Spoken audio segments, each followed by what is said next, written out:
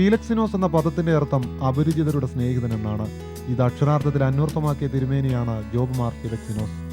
ഉത്തരേന്ത്യയിൽ ഓർത്തഡോക്സ് സഭയുടെ വളർച്ചയ്ക്കും അശരണരും ആലംബഹീനരുമായവർക്കും വേണ്ടി തിരുമേനി നടത്തിയിട്ടുള്ള പ്രവർത്തനങ്ങൾ മറക്കാനാവാത്തതാണ്. പ്രായാധിക്യവും ശാരീരിക അവശതകളും രോഗവുമെല്ലാം തിരുമേനിയെ തളർത്തുന്നുണ്ട്.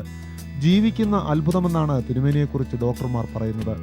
എങ്കിലും രോഗത്തിനു മുന്നിൽ പകച്ചു നിൽക്കാൻ താനില്ല എന്നാണ് തിരുമേനിയുടെ പക്ഷം. അതുകൊണ്ട് തന്നെ തിരുമേനിക്ക് എപ്പോഴും തിരക്കോട് തിരക്ക് തന്നെ. തിരുവല്ലയിലെ മേപ്രാൽ വില്ലേജിലെ കണിയാന്തർ വീട്ടിൽ തോമസിന്റെയും അച്ചാമ്മയുടെയും മകനായാണ് ജനനം. പൗരോഹിത്യം ജീവിതാഭിലാഷമാക്കിയ തിരുമേനി 16-ാമത്തെ വയസ്സിൽ മൗണ്ട് താബോർ ദയറയിൽ ചേർന്നു. ഷെമ്മാശനായിരുന്നപ്പോൾ മാമൻ വർഗീസ് എന്നായിരുന്നു ഇദ്ദേഹത്തിന്റെ പേര്. ഇപ്പോൾ ഓർത്തഡോക്സ് സഭാധ്യക്ഷനായ ദിദിമോസ് കാതോലിക്ക ബാവയാണ് ജോബ് എന്ന പേര് നിർദ്ദേശിച്ചത്.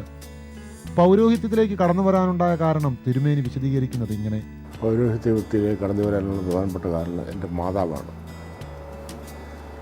എൻ്റെ മാതാവിൻ്റെ പിതൃ സഹോദരനായിരുന്നു കാലം ചെയ്ത കല്ലാശ്ശേരിയിൽ വീക്ഷിക്കുന്ന ജ്യോതിഷ് കാതോലിക്ക ബാവ തിരുവനന്തപുരത്തുണ്ട്.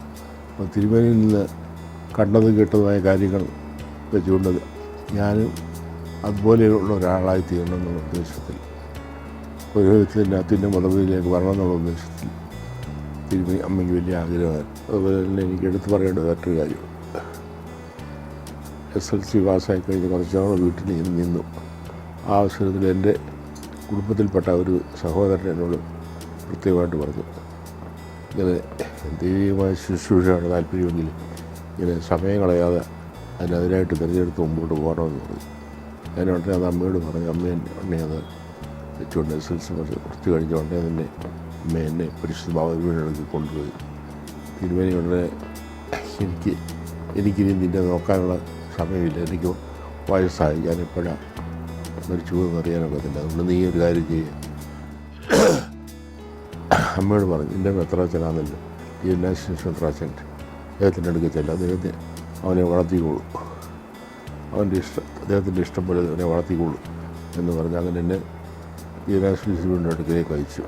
അവിടെ ഞാൻ 10,000 ദാബോധരായാലും അങ്ങനെ അംഗമായി. ജീവിതത്തിൽ തന്നെ സ്വാധീനിച്ചത് തന്റെ അമ്മയാണെന്ന് തിരുമേനി പറയുന്നു. മെത്രാപ്പൊലീത്ത ആവണമെന്ന് ചെറുപ്പത്തിലെ മനസ്സിൽ ആഗ്രഹമുണ്ടായിരുന്നു.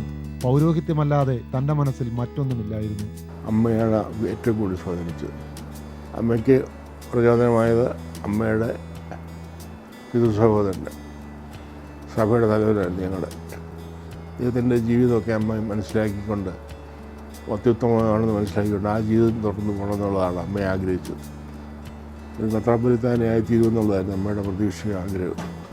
ഞാനും ചെറുപ്പത്തിൽ അങ്ങനെ തന്നെ ആഗ്രഹിച്ചു.